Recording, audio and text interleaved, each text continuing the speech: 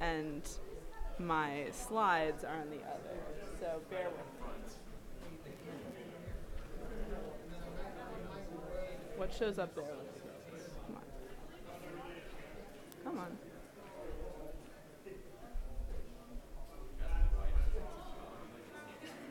Okay, nothing is showing up.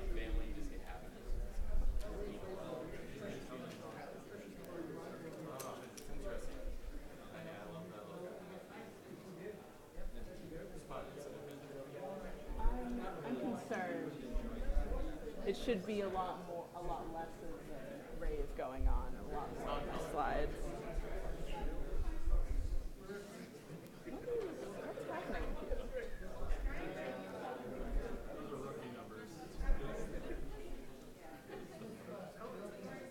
Is there someone who can give AV help?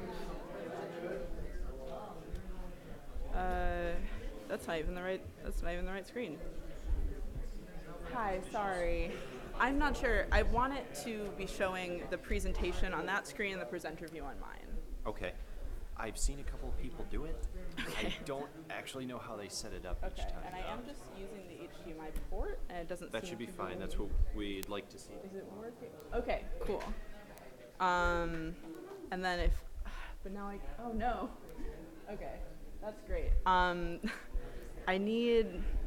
really sorry about this. Oh, okay. I see what it's doing.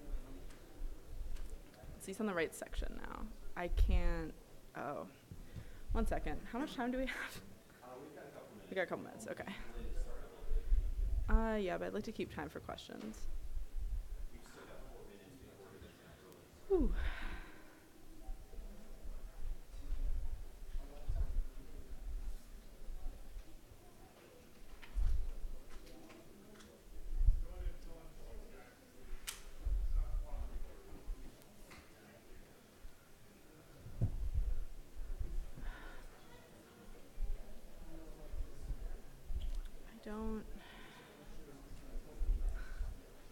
If anyone has ever used slides on a Mac and wants to chip in, I have no idea what the problem is here.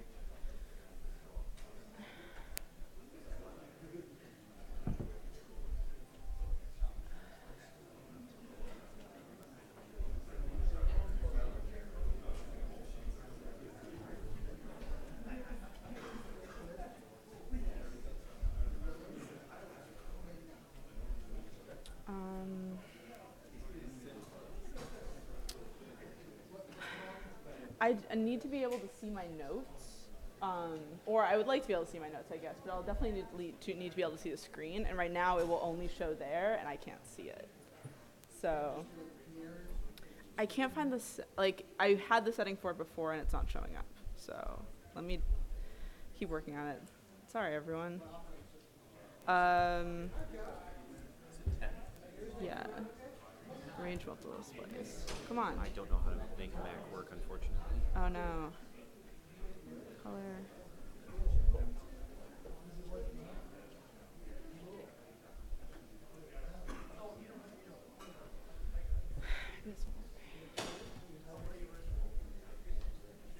I'm giving another talk tomorrow, so if it doesn't work now, at least we'll be like aces.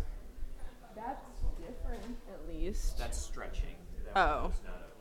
Oh, okay. But how do I fix it? Okay, there's just nothing. Oh. Fucking damn it.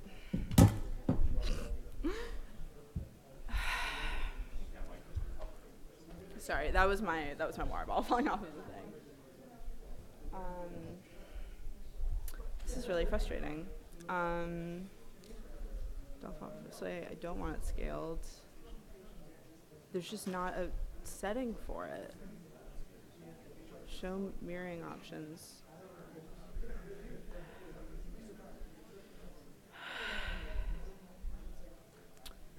Okay. Cool. We can make this work.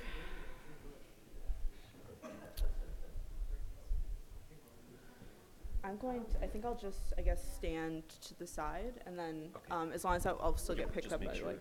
Is this showing? Oh, perfect. Okay. If I'm still gonna get picked up by the mic, I'll just do this and kind of disappear a little bit, unfortunately, because my notes don't show up here. So I just need to be able to see a little bit of what is on the screen to be able to keep pace on what I'm doing. I should have memorized this. What time is it? Oh, I think we're right on time to start, actually. AV-wise, is this okay? Just give me a high sign and wait about 5 seconds. Okay. Ready? Hi, my name is Emma Zabayos. I'm an analyst for Terbium Labs, which is a dark web monitoring company, and I'm here to talk to you about Clippy for the dark web. Or more specifically, I'm here to talk to you about why there isn't a Clippy for the dark web. Unfortunately, I was disappointed to learn when I started researching the dark web that there is not a little paperclip friend to guide you through the process of using some of the kind of complicated software that goes into using the dark web. So during this talk, I'm going to walk you through what an ease of use tool actually is, because Clippy basically is an ease of use tool. He existed to make it easier for you to use Microsoft, to walk through what exactly the dark web is and why it exists, to walk through what ease of use tools there are already and why you might make one for the dark web, and then finally to talk about what the consequences of making an ease of use tool for the dark web would be. So to launch off, what is an ease of use tool? You use ease of use tools every day. Here are a couple of examples that you use to use the regular internet. You can use a search engine, so you don't have to remember exactly what site, what URL you're trying to go to. You can say, I want something that has to do with cats. Can you show me anything to do with cats? And then Google can bring you, here's a bunch of stuff to do with cats. Is that what you were looking for?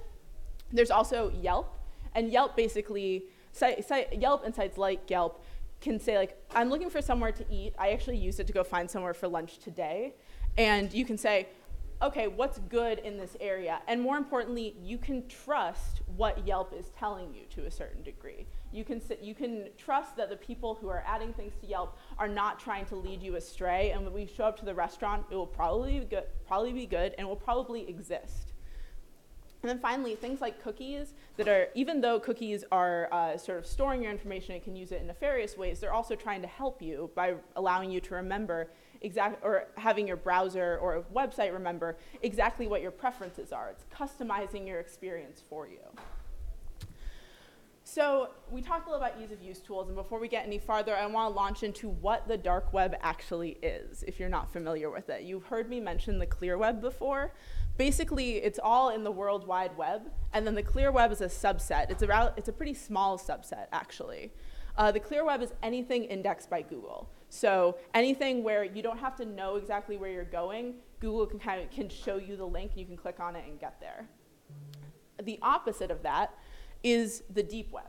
The deep web is anything not indexed by Google. That doesn't mean that it's necessarily nefarious in any way. It just means that it's not publicly accessible, or it's not accessible without a special software. Something like an intranet or a private database that's hosted online, that's the deep web. Inside the deep web is the dark web. The dark web is only accessible by a special software or browser, and it's also not necessarily nefarious. But it is more privacy focused. And when I'm talking about the dark web during this talk, I'm mostly going to be talking about a network called Tor. Tor stands for the onion router, which is why there are all these bouncing onions across the screen. Basically, when you're doing a regular, when you're using the internet normally, and you make a request to say, I want to go to a specific website, 2 pieces of information about you are known. The ISP knows who you are, and they know what you're doing. Tor basically obfuscates both those pieces of information and prevents your ISP from being able to connect them. It knows that you are using Tor, and it knows that someone is trying to go to that website, but those pieces of information don't get connected. There are a lot of really valid reasons why someone might want to use Tor. Basically, Tor is trying to protect the privacy of its users, and that's a valuable goal. It's not perfect, but it's important in a world where a lot of things on the internet are trying to exploit your information and your data. It's useful for whistleblowers. A lot of whistleblowers use Tor, a lot of political dissidents, a lot of people who are just concerned about their privacy. But it also provides refuge for a lot of criminals because they're also very concerned about their privacy. You might think, Tor sounds great. I would love to use Tor. I hate losing my data to other people. What's the catch?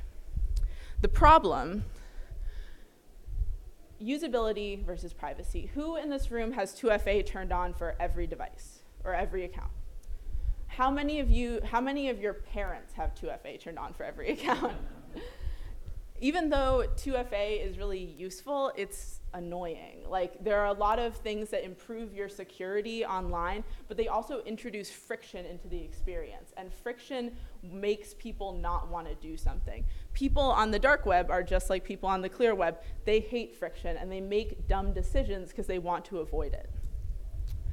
Here is basically a very simplified spectrum of usability versus security or privacy, kind of depending on how you're looking at it.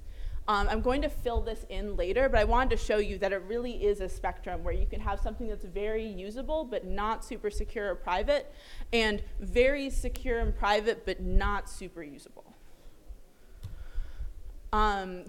The dark web is in this constant battle of usability versus privacy. Every tool that's made on top of the dark web can either weaken or strengthen the protections that it's providing. You see this battle come in a lot of the time with different tools that are built onto it, but I'm going to highlight one. This is a very famous dark web ease of use tool. It is Bitcoin. Bitcoin basically made the dark web.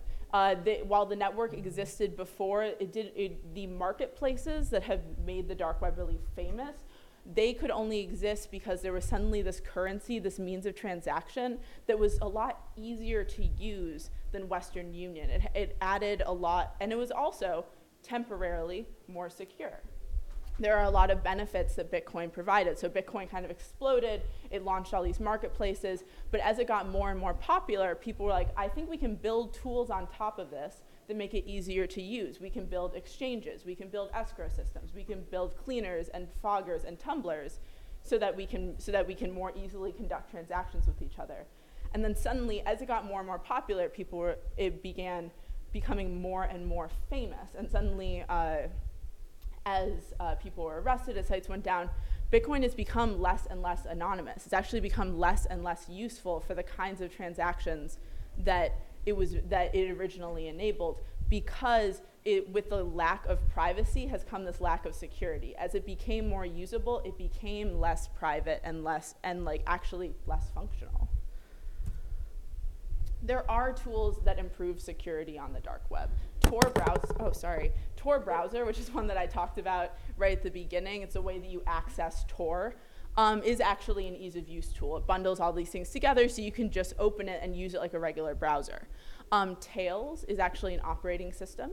Tails is built on top of Linux, and it bundles together a lot of important privacy tools so as to make it basically as easy as possible for you to make the correct privacy decisions. It's also really slow. And like if you're used to using the shiniest, newest OS, going to Tails is like really taking a step back, because suddenly everything is slower, it's jankier, and the adoption rate of Tails is low, even in dark web criminal communities. Virtual private networks, which are even easier and more widespread both on the dark web and on the clear web, are also not adopted at very high rates. There's one stat, which was in my notes that I wrote down, but there was a study done of underground carding marketplaces and forums where they basically lurked there and looked at what different security behaviors people had. Only 4.8% of people who were on a forum to talk about committing crime used a VPN. So if that's the stat that people who are actively committing crimes are doing, like that for people who are engaged in less nefarious behavior, the adoption rate's pretty low. There are also tools that improve usability. So you have search engines, which have briefly existed on the dark web for a time. I'm going to talk about that more in the next slide. Forums, which are sort of made to replace that kind of Yelp, like, oh, I need advice about how to do something. How do I get that? How do I find a community that I can trust? And then you also have things like plugins. There's a sort of a cycle with every dark web community or new marketplace where a new marketplace will be launched. The admins will think, I know how to set my marketplace aside from everyone else's. I know how to get new users. I'll use JavaScript. JavaScript makes e-commerce sites look really nice and functional. It's also terrible for security. It allows your devices to be fingerprinted, and so they'll introduce this beautiful, shiny new site that's so much more usable than all the other sites out there, and then they have this huge backlash because everyone's like, you have ruined our security. This isn't private at all. So there is this sort of trade-off of the things that we consider integral to our normal clear web experience actually make the dark web more dangerous to use. I said I would talk a little bit about search engines. Here are a couple. Grams was the most famous, I think. It was specifically unifying essentially an e-commerce experience across a number of different marketplaces on the dark web. The dark web has these large multi-good marketplaces, and it was trying to basically replicate the experience of when you go to Google and you can type something like, I want black sneakers, and it will show you results from Amazon and Nordstrom and Zappos all together, so you can kind of you can compare things really easily. Grams was trying to do that for the dark web, and it also had a list of vendors, and it had a Bitcoin tumbler that paid for for all the rest of the infrastructure. There was also Torch and Fresh Onions. Those were a little bit more focused on kind of ephemera of the dark web, more about the esoteric sites, and a little bit less on the straight e-commerce functionality. What Torch and Fresh Onions actually still exist. They just are kind of poorly maintained. They can't really keep up with the changing topography. And then also, dark web search engines fail pretty frequently because it's a lot of work for not a lot of profit. The person who created Grams actually closed his search engine in 2017 saying, this is way too much work. And it doesn't pay. The Bitcoin tumbler and the donations don't pay for the work of maintaining the site. Yes. Yes. But yeah, it isn't a very profitable enterprise. It turns out monetizing things on the dark web is approximately as hard as monetizing them on the clear web. There are also forums and communities. Since search engines have not really panned out in a big way, people have sort of shifted to forums and communities as a way of sort of replicating that I don't know this information, who can I ask, who can I trust sort of mentality. But they've ended up in sort of a different dilemma there, where it's easy to set up a forum on the clear web. There are a lot of sites that are created to be able to let you set up forums, including Reddit, which for a while had a thriving dark web community of interlinked forums for different sort of subsections of the dark web. However, hosting a network of subreddits where you explicitly talk about how to commit crime did not turn out to be very popular with the Reddit admins, and it was shut down earlier this year. So, but there are alternatives. There's Dread, which is actually a Reddit clone that was created after the Reddit subreddits were shut down. The problem with that is that there were people who would stumble onto the subreddits or stumble onto clear websites because they're already on the clear web looking for stuff, and then that's an entry point to the dark web. Because you can say oh, it's actually really easy. There are people here providing me with a guide on how to do this. If something is already being hosted on a .onion site, suddenly there's no way to effectively stumble across it. And then that prevents you from really building a new user base and building a new, even buyer or purchaser base very quickly, because you're cut off from the stream of new users. The Hidden Wiki and Deep Top Web also kind of serve this function because they're accessible through the clear web or through clear web mirrors. The problem is, again, they're not as discussion focused. They're more just lists of sites. A little bit less of a forum community that builds trust between people. And I've been talking a lot about efforts from within the dark web to make the dark web more usable and more user-friendly. Obviously, people are trying to map the dark web from the outside. I work for a dark web security company that is interested in the kinds of conversations and the data trade that happens on the dark web. There also, academia has done several studies, including the one that not several, they've done a lot of studies, including the one that I talked about earlier where they were talking about the social and security dynamics of forum communities. And then also, the government facilitated the creation of the dark web, and they do have a huge vested interest in keeping that infrastructure functional while also discouraging the criminal communities that find refuge there. So law enforcement also has a huge vested interest in being able to understand the topography of the dark web. So we talked about these efforts to make the dark web easier to use, both from inside and outside of the dark web. But what happens actually when the dark web gets easier to use? You may recognize some of these logos. Silk Road was in the news. Alphabet and Hansa were in the news last year because they're all gone. When the dark web gets easier to use, suddenly lots of people want to use it. And when lots of people want to use it, places like Wired and Motherboard and Gawker, RIP Gawker, all write about this cool new site. And then suddenly law enforcement realizes that perhaps they should not allow this site to exist anymore, and then it disappears. However, the dark web is so you might think also then, okay, don't make the dark web easier to use, make it more secure, make everyone use Tails, make everyone use a VPN. But there is this kind of constant tension. Users of the dark web want the dark web to be easier to use. Making it more usable leads to a better e-commerce experience. And a lot of people are on the dark web for that e-commerce experience. Improving the dark web means that more new people will come and try and use it. They will not go to their local drug dealer. They'll go to someone on the dark web who will ship something right to their door. But then with this influx of new people, many of whom are inexperienced and may not know the best practices about using this technology, they are going to make mistakes. They're going to have poor operational security. It's going to lead to less security in general, and then the sort of cycle begins of less experienced people pushing it to be less secure, and so on.